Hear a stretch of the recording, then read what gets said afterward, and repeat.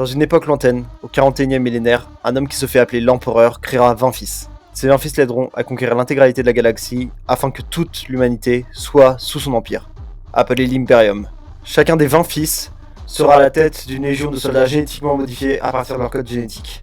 Ces fils seront appelés les Primarques. Fils de celui qui sera considéré plus tard comme un dieu, ils seront alors demi-dieux.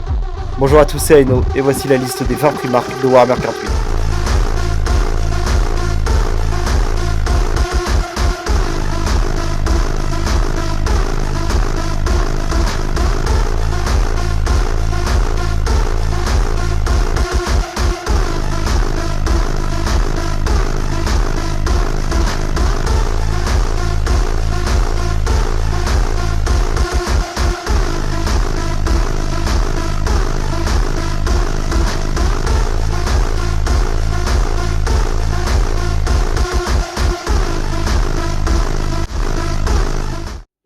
Elle était bien en intro, hein? Je serai pas objectif.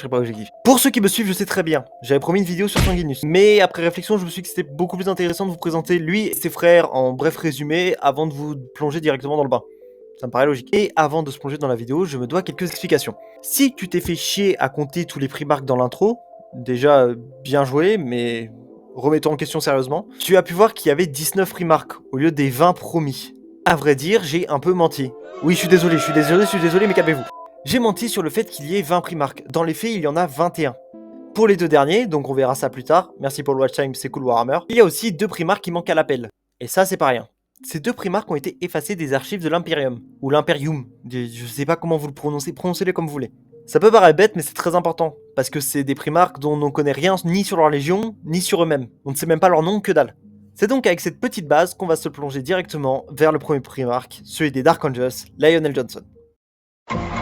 Si il faut accorder une chose, c'est que les Primarques ont plus d'un point en commun, tous. Mais ils en ont un qui est très important.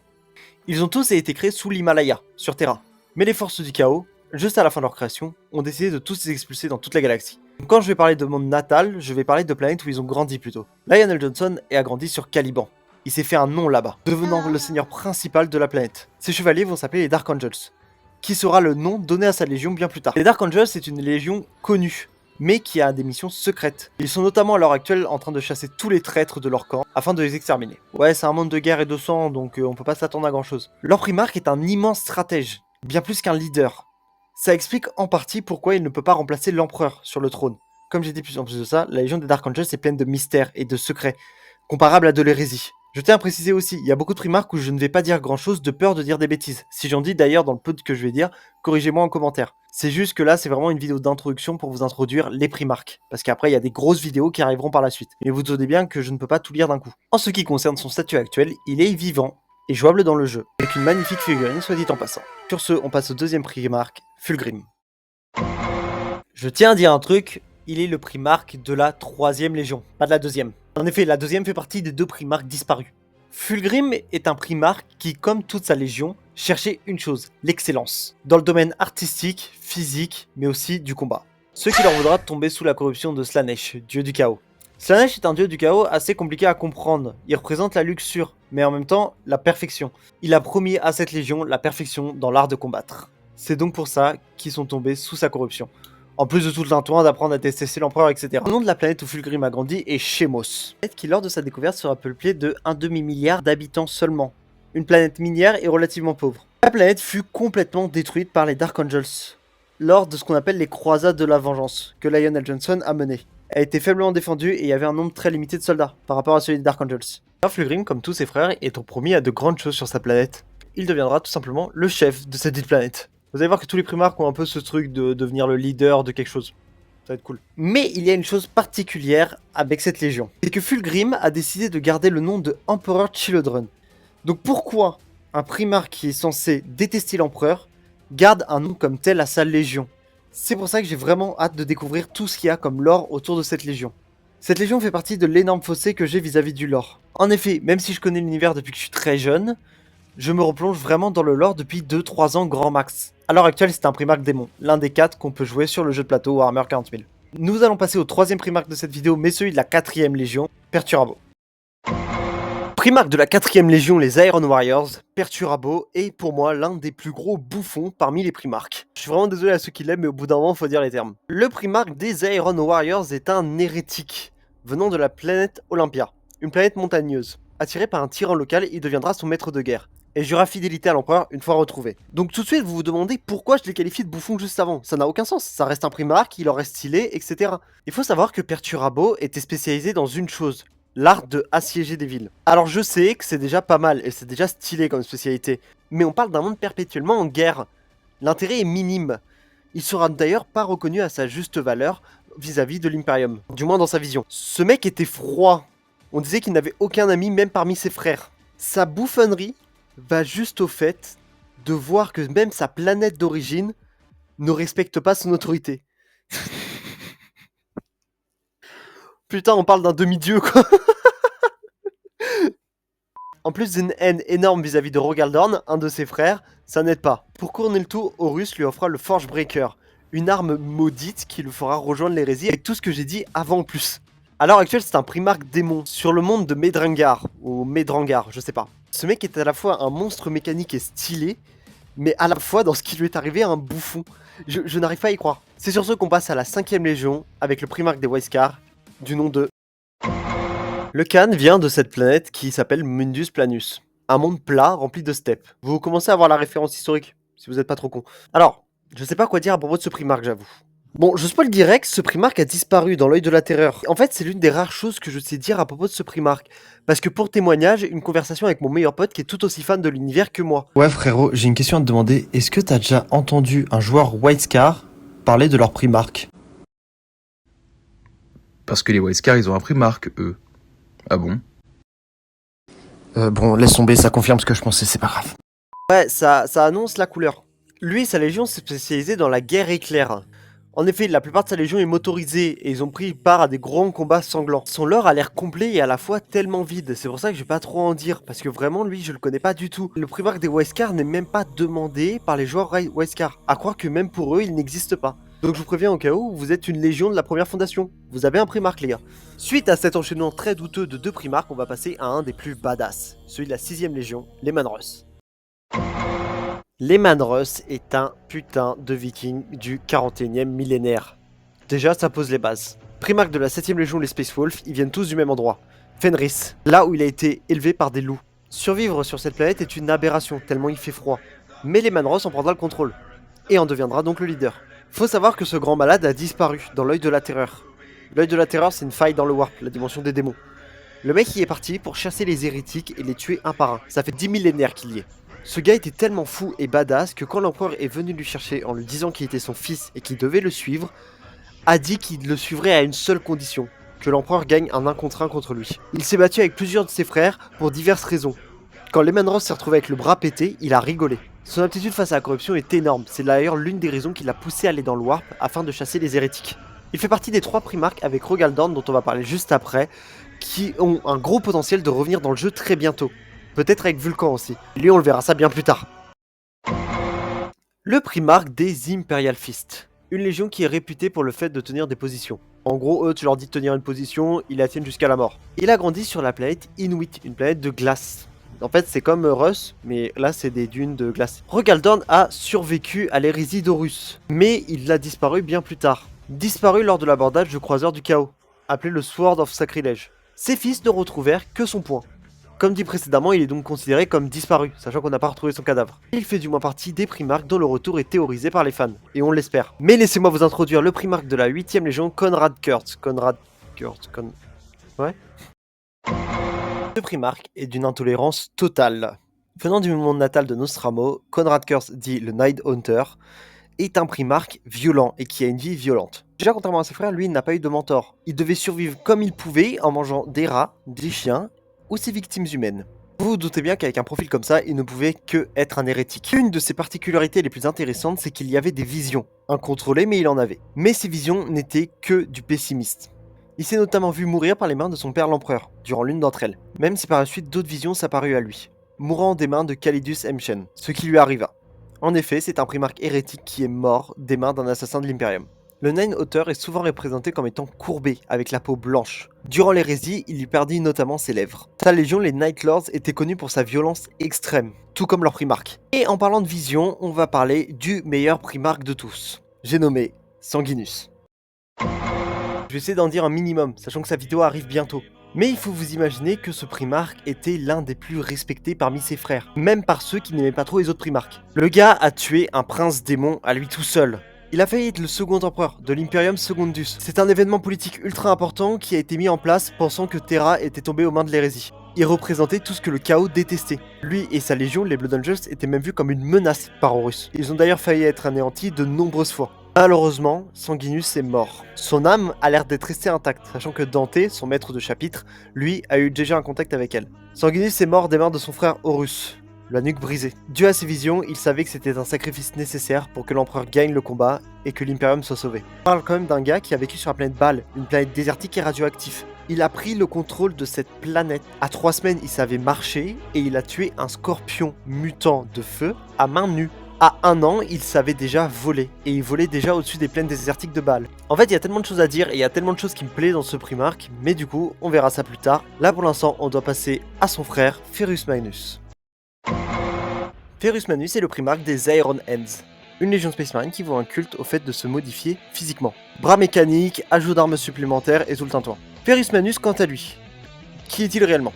C'est un homme avec une droiture légendaire, tout comme sa dévotion vis-à-vis de l'empereur. Autre chose qui est légendaire chez lui, c'est son comportement et son humeur volcanique. Ses crises de colère peuvent être très violentes. Vulcan et lui se sont trouvés une proximité et une amitié autour de leur passion commune, la forge. Il eut un destin tragique, et c'est le premier primarque à être mort dans toute l'histoire de Warhammer, sans compter les potentiels primarques disparus d'où on ne sait pas du tout ce qu'ils sont devenus. Il est mort lors de son duel contre Fulgrim sur Id 25. Id 25, c'est une planète où 3 légions de Space Marine se sont fait attaquer par les forces du chaos. Il se trouvait sur cette planète avec Vulcan et Corax, 2 autres de ses frères. Ferrus Magnus se trouva en duel contre Fulgrim, où à la fin, Ferrus Magnus fut décapité, sa tête offerte à Horus. Car oui, s'il y a bien une chose à savoir, c'est que Ferrus Magnus avait 2 principaux amis au sein de l'Hyperium et des primarques. Il s'agissait de Fulgrim et Vulcan. Fulgrim était là pour tenter de corrompre Ferrus Magnus et de le sauver. Malheureusement, ça a échoué. Le destin tragique de ce primarque prive aux Iron Hands, tout comme aux Blood Angels, d'un potentiel retour de primarque, malheureusement. Après la mort du primarque de la 8e, 9e et 10e légion, il faut qu'on passe à la 11e. Sauf que le primarque de la 11e légion fait partie des 2 primarques manquant à l'appel. Nous allons donc passer directement à la 12e légion avec Angron. Primarque des World Eaters, le nom qui donne confiance, a un passé tragique sur une planète inconnue. Il faut savoir qu'il était un esclave, un gladiateur. Les tuyaux qu'on peut voir sur sa tête sont des modifications génétiques pour lui faire ressentir que la colère et l'envie de sang. Dans une discussion avec Roboute Guilliman, son frère, il expliqua que la différence entre lui et Angron était que sur sa planète, Roboute Guilliman était considéré comme un héros et que Angron comme un esclave. Il fut à la tête d'une révolution d'esclaves énorme, mais pendant cette révolution, l'empereur vint à lui et lui demanda de le rejoindre comme à tous ses frères. Angron refusa, disant qu'il doit mener ses frères et lui à la victoire. L'empereur décida de le téléporter de force chez lui. Décision stratégique douteuse. Dû à cet événement, la rébellion d'esclaves a échoué et tous ses camarades sont morts. Quand il a rejoint sa légion, Angron a promis du sang et de la violence. Il a rempli sa part du marché avec perfection, parce que l'armure des World Eaters à la base est bleue et blanche, et pas rouge sang comme elle l'est à l'heure actuelle. Après avoir été corrompu par le dieu du sang Khorne, Angron devient un prince démon, et il est vivant dans le jeu et jouable dans le jeu. Lui et Magnus, le primarque de la 15e légion, sont une preuve vivante du fait que l'empereur a vu ses fils se faire corrompre par mauvais choix de sa part aussi. À l'heure actuelle, on doit passer à Roboute Guilliman, primarque des Ultramarines et de la 13e légion. Comme dit précédemment, là on va changer d'ambiance. Ce qu'il faut savoir que Roboute Guilliman a été élevé par un noble. C'est un homme charismatique, clairvoyant et très intelligent et très bon stratège. Pour vous expliquer, il est l'auteur du Codex Space Marine, le livre qui explique comment un Space Marine doit réagir ou agir. C'est un personnage toujours vivant et une fois revenu vers l'Imperium, il a fait pas mal de changements. Séparé les 11 légions loyalistes restantes en multitude de petites légions. Il a été trouvé sur la planète Macragge où il fut élevé comme un noble en étudiant philosophie, etc. Donc comme je dis, ce héros de l'Imperium est vivant et jouable dans le jeu avec une magnifique figurine, que je possède d'ailleurs. Sa légion d'ailleurs a un petit mystère autour des 2 primarques disparus. Bizarrement, lors de la disparition du primarque de la 2e légion, et du coup par définition de sa légion, les rangs des ultramarines s'est étonnamment remplis. Mais je laisse vos théories dans votre tête, là on doit parler de la 14e légion avec Mortarion. Mortarion est le primarque de la Death Guard. Il est arrivé sur une planète à l'air irrespirable où le soleil passe à peine.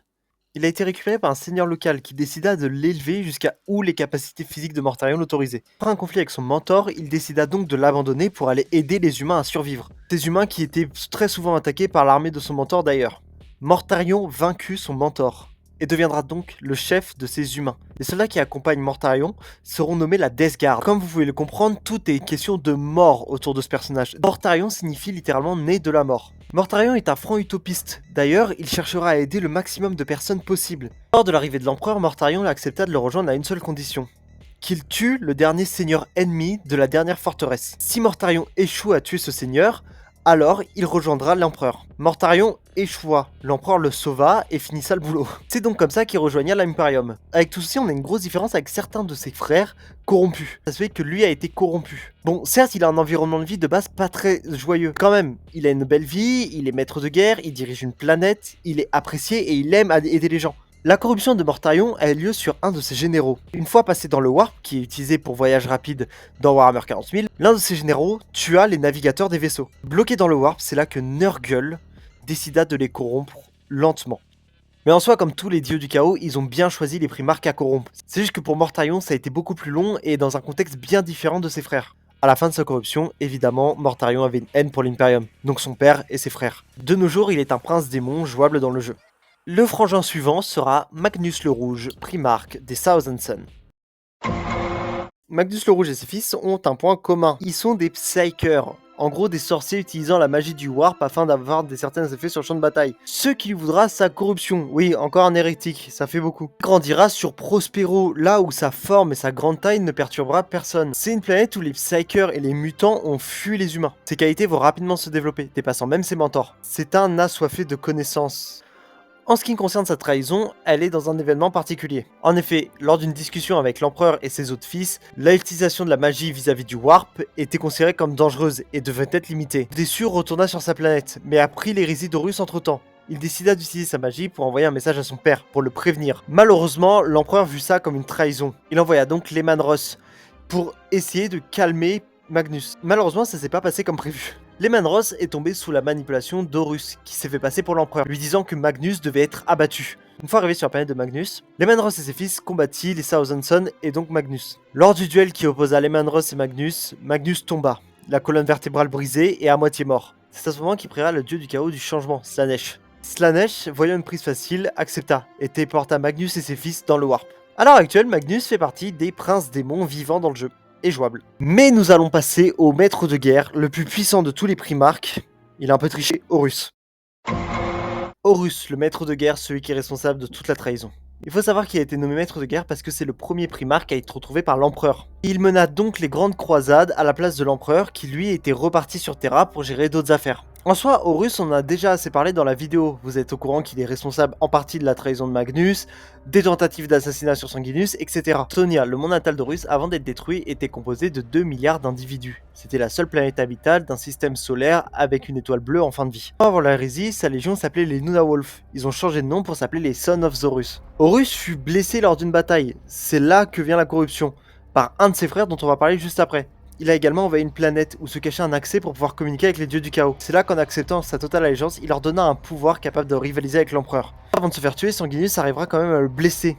Et l'empereur finissa le travail. L'intégralité de son corps fut détruite, ainsi que son âme. Maintenant, il faut qu'on passe à son frère responsable de tout, le fils de pute ultime, Lorgar. Je vous l'accorde, son introduction était un peu plus familière que les autres. Mais j'ai mes raisons. C'est déjà le premier primarque à être corrompu. Ça, c'est déjà une base.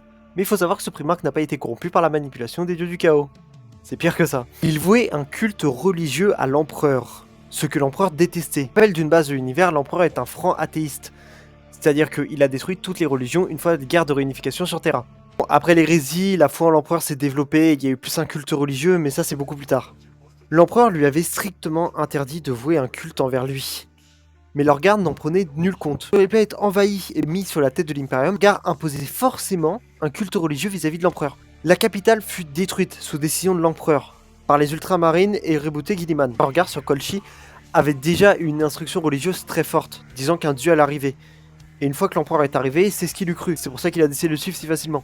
Lorgar, par haine de voir sa planète et sa capitale détruite, décida de trouver d'autres dieux à vénérer.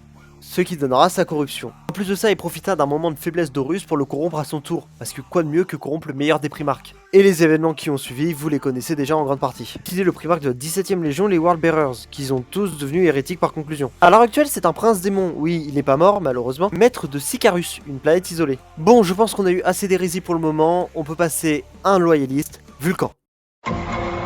Il est le primarque de ma légion préférée, les Salamanders. Vulcan vient de la planète Nocturne, comme tous ses fils, ce qui lui vaut cette couleur peau cendre et ses yeux rouges. Cette planète est très radioactive et remplie de volcans. Il faut savoir que cette planète est aussi envahie de créatures nommées les Salamandres, des créatures au sang de feu, littéralement. D'où le nom Salamanders. La Légion est spécialisée dans la sécurité des civils, ce qui lui vaut notamment un combat avec les Manros. Quand tu dis à un viking à moitié taré qu'il faudrait peut-être commencer à sécuriser les civils, bon, normal qu'ils le prennent mal. J'avoue que là on va rentrer dans les primarques sur lesquels je n'ai pas grand chose à dire malheureusement. Tout ce que je peux vous dire c'est que c'est un perpétuel, une race immortelle. Il a déjà été assassiné une fois et il est revenu à la vie. À l'heure actuelle, il a disparu après s'être battu contre un orc, mais un gros orc, un chef. Pourquoi j'ai dit qu'il ferait partie des prochaines venues sur Warhammer? Tout simplement parce que les Salamanders doivent réunir 9 reliques avant qu'ils reviennent, et ils en sont à 7. On passe au dernier loyaliste de la liste, Corax.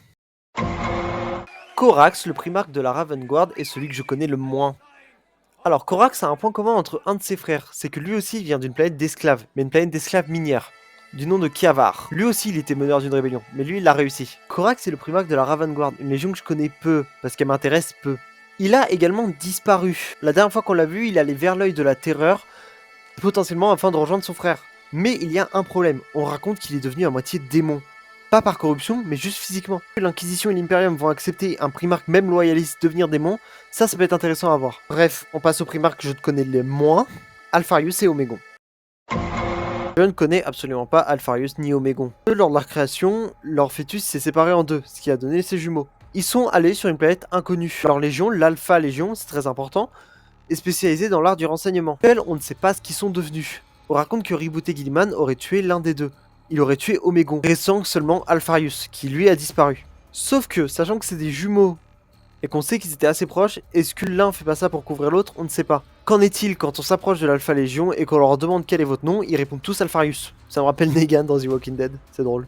C'est tout ce que j'ai à dire sur ces primarques malheureusement, et je pense qu'on peut rentrer à la conclusion. Merci à tous d'avoir suivi la vidéo jusque là. C'était vraiment un plaisir de vous présenter tous ces primarques. La vidéo m'a pris pas mal de temps, j'y ai mis tout mon cœur et je suis trop content du résultat qu'elle donne. Comme je vous l'ai promis, des vidéos plus longues arriveront sur les primarques, mais je fais dans l'ordre de préférence. Surtout pour Sanguinus et Vulcan, et après je vous laisserai choisir en fin de vidéo. Merci d'avoir suivi la vidéo, c'est Taino, like et abonne-toi, c'est très important. Ciao.